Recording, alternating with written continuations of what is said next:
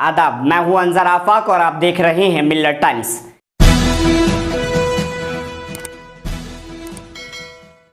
राजस्थान सरकार अलवर में mob lynching का शिकार हुए पहलू खान के मामले में दोषियों को सजा दिलाने के लिए हाईकोर्ट पहुंच गई है।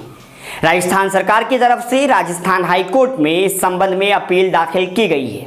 इससे पहले अलवर की अदालत ने अगस्त महीने में इस मामले में सभी आरोपियों को बरी कर दिया था। अलवर कोर्ट के इस फैसले को राज्य की कांग्रेस सरकार ने हाईकोर्ट में चुनौती दी है। मालूम हो कि हरियाणा के डेयरी किसान पहलू खान और उसके 2 बेटों और 2 सहयोगियों पर अप्रैल 2017 को राजस्थान के बहरोड में गौरक्षकों ने हमला कर दिया था।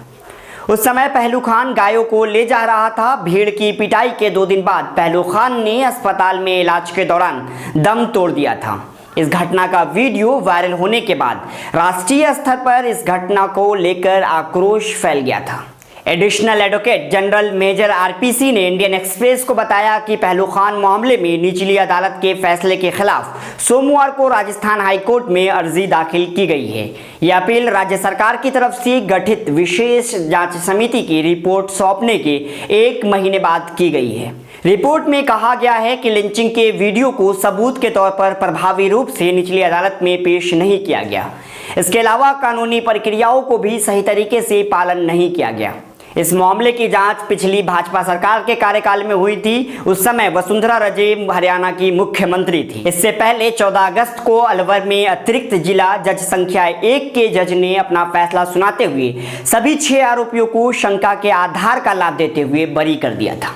निचली अदालत ने पूरे मामले में राजस्थान पुलिस की तरफ से जांच की कमियों का भी उल्लेख किया गया था।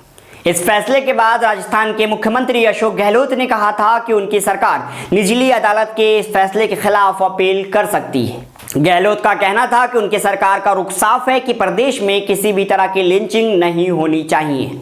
मिल्लत टाइम्स की वीडियोस देखने के लिए यहाँ क्लिक करके सब्सक्राइब करें और हाँ, बेल आइकन जरूर दबाएं। अगर फेसबुक पर देख रहे हैं तो पेज लाइक करें। ताज़ा तरीन खबरों और मज़ामीन के लिए विजिट करें हमारी वेबसाइट www.millettimes.com। हमारी ये वेबसाइट उर्दू, हिंदी, इंग्लिश तीनों लैंग्वेज में मौजूद है।